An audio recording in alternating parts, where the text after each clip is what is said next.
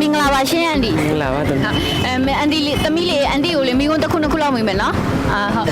သမီးတို့ရဲ့ဖရင်မရန်နာဆိုင်ကိုတိလာရှင် မသိဘူးသမီး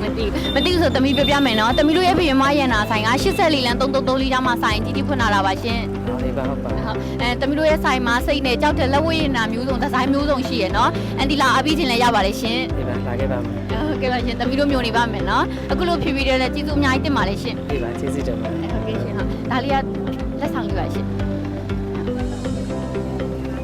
ကျေးဇူးအများကြီးတင်ပါတယ်ရှင်